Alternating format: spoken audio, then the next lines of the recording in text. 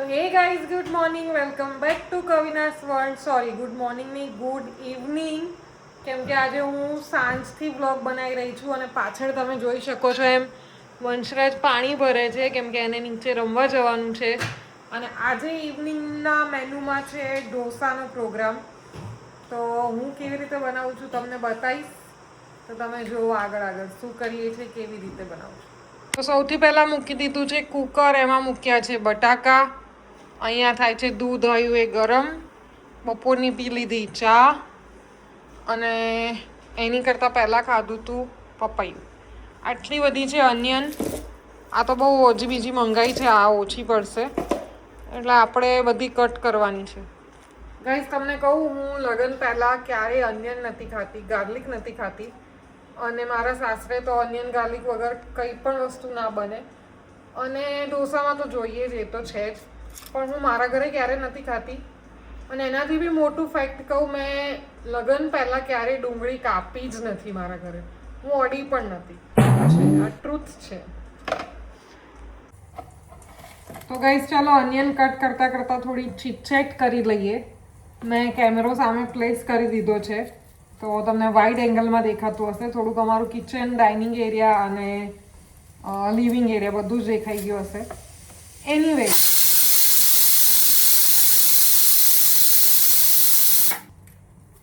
તો ગાઈઝ મારા ઘરે અનિયનને એવું ખાતા હતા, એવું નથી કે સાવ નહોતા ખાતા. મારા ઘરમાં બધા ખાતા હતા, પણ અમુક અમુક વસ્તુમાં જ અનિયન ને ગાર્લિક નાખતા હતા. શાક હોય કે બીજી કોઈ સ્પેશિયલ આઇટમ્સ હોય. અને પ્લસ મારા કરતાં મોટી 2 સિસ્ટર્સ છે અને હું ઘરમાં સૌથી નાની હતી, એટલે મારા હાથમાં બહુ વધારે કામ કરવાનું આવ્યું જ નથી. અને મારી 2 સિસ્ટર્સના લગ્ન થઈ ગયા પછી હું જોબ કરતી હતી, એટલે હું મોસ્ટલી સવારે જતી રહું, રાત્રે આવું, એ ટાઈપનું હોતું હતું. તો મારી મમ્મી સવારે પણ મને ટિફિન રેડી કરીને આપતી હતી. લિટરલી હું નહીં ધોઈને નાસ્તો કરતી હોઉં ને ત્યાં મારું ટિફિન ભરાતું હોય. એટલે એવી રીતે મેં મારી લાઈફ સ્પેન્ડ કરી છે મારી મમ્મી પપ્પાના ઘરે તો. અને રાત્રે પણ હું આવું એની પહેલાં ખાવાનું અડધું પડધું થઈ ગયું હોય, હું થોડી ઘણી હેલ્પ કરું તો કરું, નહીં તો નહીં, એવું બધું. અને ઘરની ને સાસરાની લાઈફ કેટલી અલગ હોય છે. લાઈક અહીંયા હું બધું જ કરતી થઈ ગઈ છું. મને બધું જ બનાવતા પણ આવડી ગયું છે. હું મારા ઘરની સૌથી નાની દીકરી હતી, એટલે હું બહુ જ લાડકોરથી મોટી થયેલી છું. અને શું કહેવાય, કંઈ જ કર્યું નથી ને આમ થોડાક નાના હોય, જબરા હોય એવું હોય ને, એવી રીતે હું રહેલી છું કે હું તો નાની છું તો નહીં જ કરું, એ ટાઈપનું. અને મારા શું કહેવાય, ભાગમાં પણ નથી આવ્યું ક્યારે.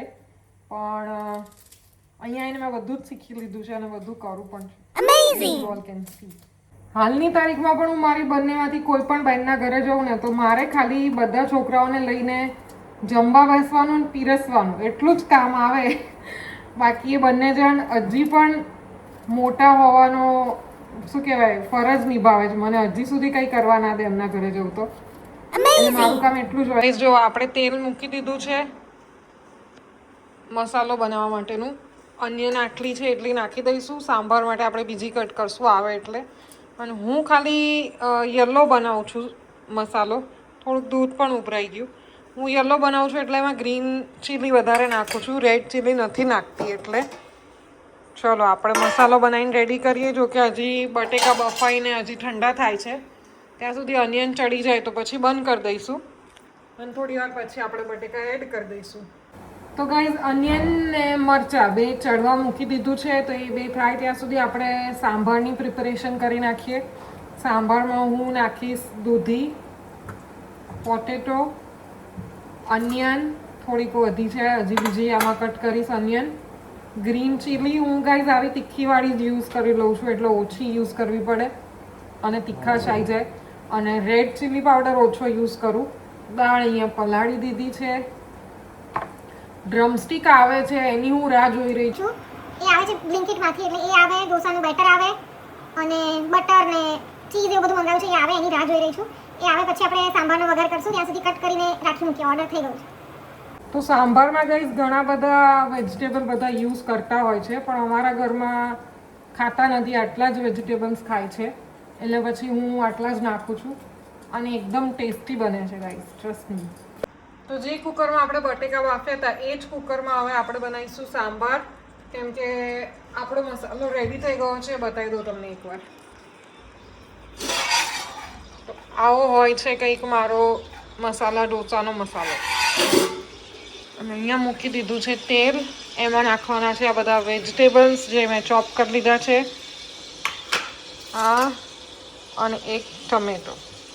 બસ દેટ્સ ઇટ. બાકી એવરેસ્ટ સાંભાર મસાલા જિંદાબાદ આ નાખીશું. ગાઈઝ અહીંયા આપણો સાંભાર ઉકળે છે.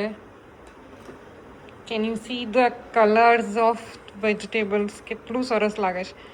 આઈ હોપ ટેસ્ટમાં પણ એટલું જ સરસ હોય. થોડુંક ઉકળી જાય એટલે આપણે બંધ કરીને બેટર પણ રેડી છે. ઢોસા ઉતારવાનું ચાલુ જ કરી દઈએ. First dosa has been served to my son Vanshraj. કેવા લાગ્યા ઢોસા? મસ્ત. You like it? અહીંયા જોઈને બોલ.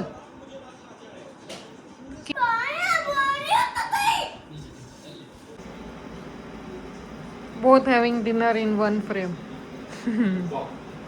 Thank you. તો ગાઈઝ વાગ્યા છે 9 અને હવે ફ્રી થઈશું કિચનમાંથી. 6:30ની હું કિચનમાં હતી અને હવે જઈને બધું પત્યું છે. ખાઈ પી લીધું, પાછળનું કામ પતી ગયું અને ફ્રી થયા. હવે વોક કરવા જવું પડશે બિકોઝ આજે બહુ જ ખવાઈ ગયા છે ઢોસા અને વોક તો મેન્ડેટરી જ છે. તો કે હું થોડાક ટાઈમ પહેલાં તમને કહેતી હતી કે અમે મોર્નિંગમાં વોક કરવા જવાનું વિચારી રહ્યા છીએ. રોજ સવારના 6 વાગે અલાર્મ વાગે છે પણ પછી બંધ કરીને સૂઈ જઈએ છે. તો આવી હાલત છે. પણ આજે તો મેં યશપાલે ડિસાઈડ કર્યું કાલ સવાર તો ઉઠવું જ છે ગમે તે કરીને. લેટ્સ સી કાલ સવાર શું થાય છે. બાકી હાલ અત્યારે તો જે છે વોક કરવા. 1 hour later. તો ગાઈઝ આજે તો હજી વંશરાજને હોમવર્ક કરવાનું બાકી છે, કેમ કે બપોરે સૂઈ ગયો તો અને અત્યારે વાગ્યા છે 10. હવે અડધો પોણો કલાક થશે હોમવર્ક કરતા અને પછી થઈ જશે સ્લીપિંગ ટાઈમ. ઓકે? સ્લીપિંગ બોલી. તો આજે બપોરે હોમવર્ક રહી ગયું સાંજે, કેમ કે ઉઠ્યો જ ભાઈ 6 વાગે. માંડ 4 વાગે સૂતો ને 6 વાગે ઉઠ્યો. એની પછી તો એને નીચે જવાનો ટાઈમ થઈ ગયો, બધા છોકરાઓ આવી ગયા હોય એટલે. તો પછી રહી ગયું એટલે અત્યારે હવે કરે. જો વાગ્યા છે 11:15. મેં કીધું તું ને કે આને હોમવર્ક પતતા 1 કલાક થશે. થઈ ગયો 1 કલાક. ચલો હવે સૂઈ જઈશું. ઓકે, દૂધ પીને સૂઈ જવાનું, રાઈટ? પછી બંધ કરી દઈશ ને ટીવી? હા.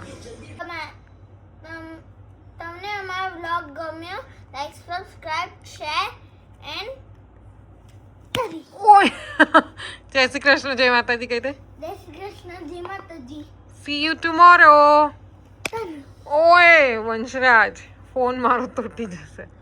તો ગાઈઝ વંશરાજ એમ કહેવા માંગે છે કે જો તમને અમારો વ્લોગ ગમ્યો હોય તો પ્લીઝ અમારી ચેનલને સબસ્ક્રાઇબ કરો, વ્લોગને લાઈક કરો, ફ્રેન્ડ્સ એન્ડ ફેમિલીમાં અમારો વ્લોગ શેર કરો અને તમને જલ્દી મળીશું નવા વ્લોગમાં. ત્યાં સુધી બધાને બાય બાય, ટેક કેર.